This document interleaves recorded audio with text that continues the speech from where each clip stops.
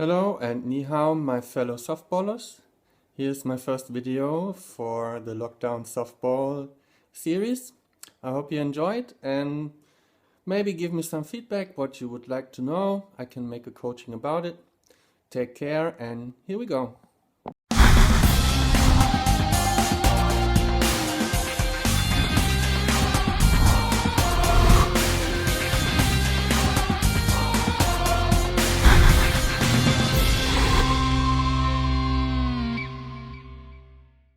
Overall, for all coaches, all managers, all captains, it should be the very first thing to have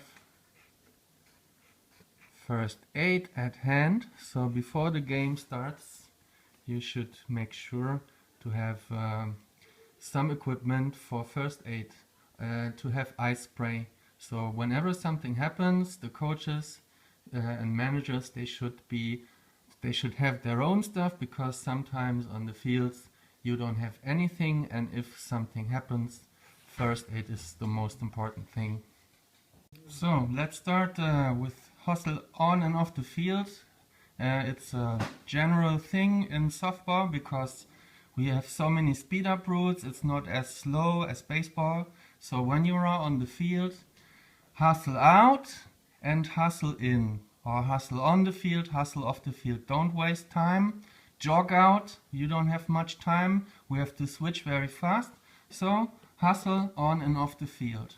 So let's say the inning is over, you all hustle off the field, and then you go to the dugout. Here in the dugout you should take care of the following thing. Firstly, people who get out of the dugout are first, and the guys who have to get in the dugout have to wait until the guys come out. So people who come out, they already have their equipment, they want to hustle out on the field, so give them the opportunity to get out first, and then you get in and get your stuff. To the discipline in the dugout, it should be no people or no equipment standing here in front of the dugout. Nothing should be here, because this is all playable area, and the umpires will be really mad at you when something happens here and people stand around or stuff is lying around.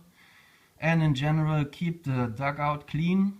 When you come in, put all your bags on a position where they don't stand in the way.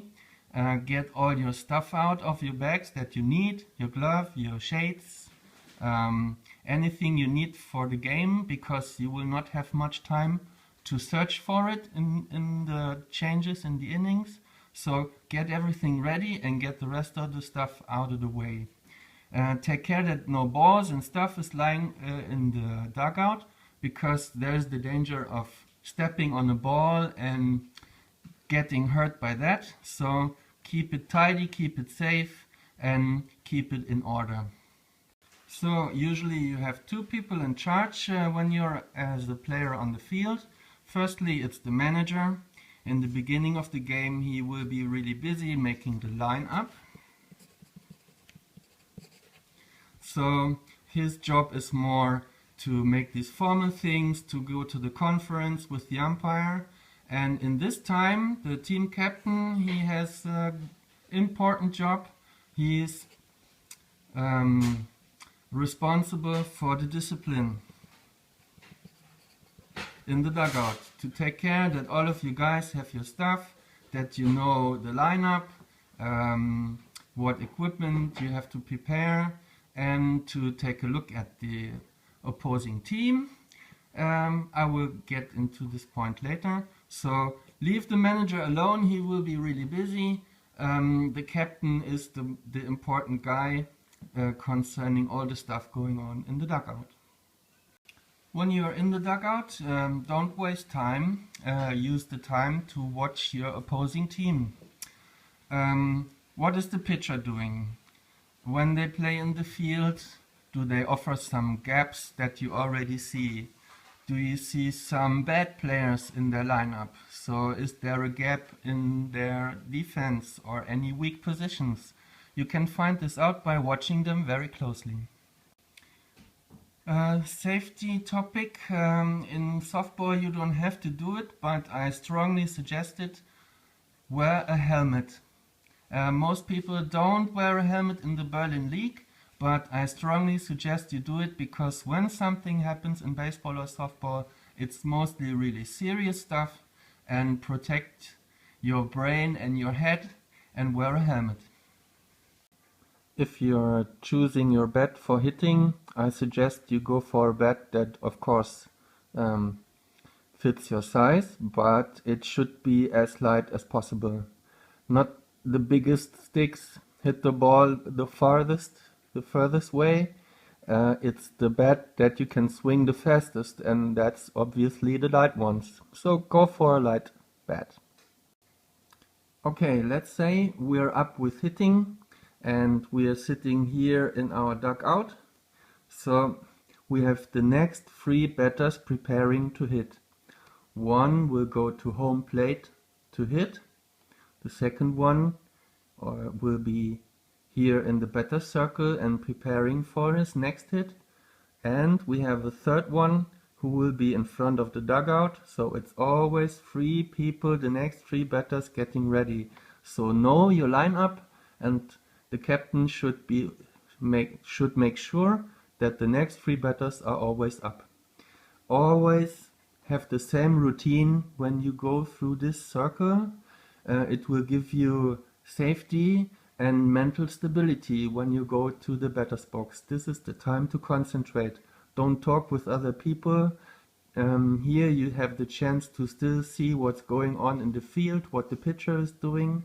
Here, secondly, in the batter's circle, you should really focus on your swing and on your movement and gather some mental strength.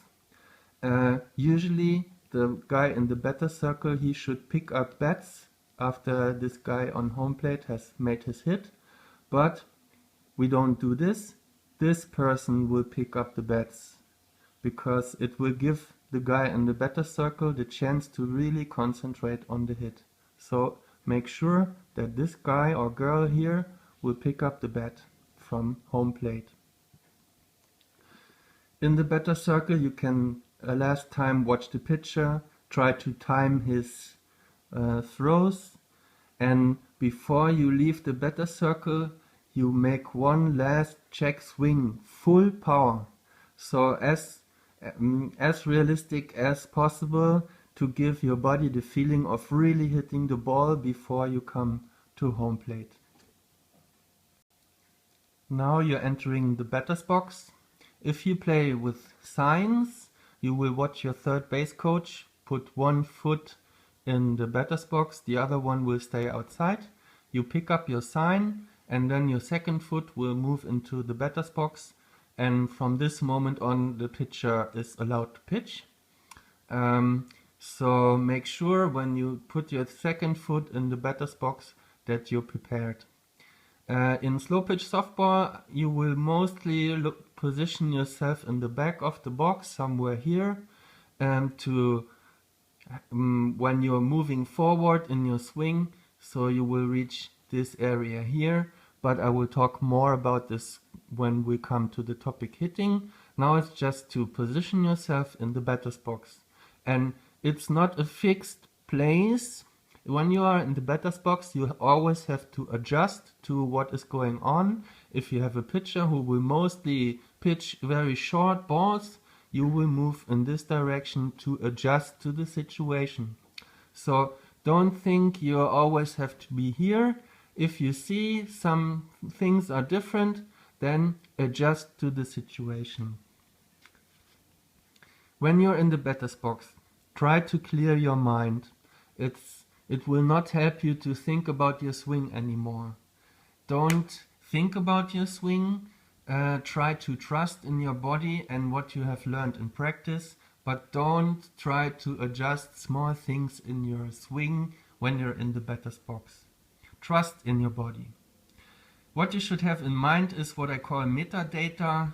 It means how many outs are there, who's on base, is the runner in front of me very slow, are there any gaps in the field. This is something you can think about, but don't think about your swing anymore. Try to breathe relaxed and deeply and to stay balanced. And a very important thing is wait until the pitcher is ready. Don't get in your ready position with your bat up when the pitcher is not even ready. If the pitcher realizes this, he will leave you waiting in the batter's box with your arms up and ready to hit, and your muscles will become weak and your swing is gonna be shitty. So wait for the pitcher until he's ready, and then you're getting ready. So the basic idea in slow pitch softball is the following. It's really a hitting game, so everything revolves around the hitting, and since the ball has no own velocity when it is pitched, like in fast pitch softball, we have to hit the ball as hard as we can, and then we have a certain strategy to go from there. So let's say here's our lineup: 1, 2, 3, 4, 5, 6, 7, 8, 9, and number 10 we play with the fourth outfielder. And the strategy will be the following: first we have to fill the bases, and then we have to clean them up, which means the first hitters, 1, 2, and 3, they are average hitters. Okay, the first one is a real good contact hitter. So the coach or the manager should be sure he will hit the ball. The second one as well, so we can start to fill the bases, but we are not going for home runs or anything here, just solid base hits to get on base. And then number 4, he should be a heavy hitter, so that when people came on base here, he will hit them home. So we have one heavy hitter here. And then the game starts from the beginning. We try to fill the bases again. So we have average hitters or very fast runners. We try to come on base. And then number 8, he is a power hitter. So when we have people on base, he will hit them home. And the same here. So every third hitter should be a power hitter, and the other ones should be able to hit the ball, make contact, and get on base. The job for the contact and normal hitters is to hit line drives or ground balls. It's not so good to hit fly balls because they're easy to catch and you will be out. So when you are one of these average or contact hitters, you do an important job and you should aim for the top of the softball. If you try to hit the top of the softball, you will mostly hit a line drive or a ground ball. And the heavy hitters, they should go for the real home runs to hit the shit out of the ball, because they will hit all of these guys home and you will be aiming for the lower part of the softball when you're hitting. So it will mostly be the case that when you hit it in the lower part of the ball, that you will have a long distance hit. Okay, so just remember, if you're a contact hitter or your job is to fill the base, try to hit a line drive or ground ball. And if you're one of the heavy guys, the heavy hitters, the power hitters, hit the shit out of the ball. Try to get it out as far as you can. Okay, the choke up is important. When you have already 2 strikes, you should always choke up. Choke up means to shorten the grip on your bat. Your fingers are moving up on the bat a little bit to have it a little bit shorter, so you have more control, and of course you have adjust to the situation by going closer to the home plate. You should always do this. If you have 2 strikes, it will give you more safety and you will be able to concentrate even more on your strike zone. So remember, 2 strikes, choke up. No ego. No ego means the most important thing when you make a swing at the home plate, keep your head in. It means you're not trying to Watch the ball after you hit it, where it is going, if it was a big hit, if you hit it over the fence. Don't care about this. This is what I mean with no ego. Keep your head in, watch the ball until you make contact, and then forget about the ball.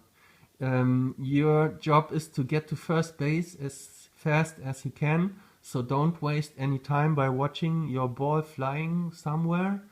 The first base coach, he will look where the ball is going and he will give you the sign where to go or what to do. So have no ego, let the ball go. Some people will later tell you how amazing your hit was, but don't give a shit about your ego and where the ball is going. Your job is to get to first base when you have hit the ball, and don't waste time by watching your ball. Keep your head in the swing and then go to first base and watch your first base coach there. He will tell you what to do. So that's the first video, and now you know how to get from the dugout to first base. In future videos I will talk more about technique and base running and hitting and mental stuff. If you have any questions or things you want me to talk about, let me know. And I say take care all of you and stay safe. Bye!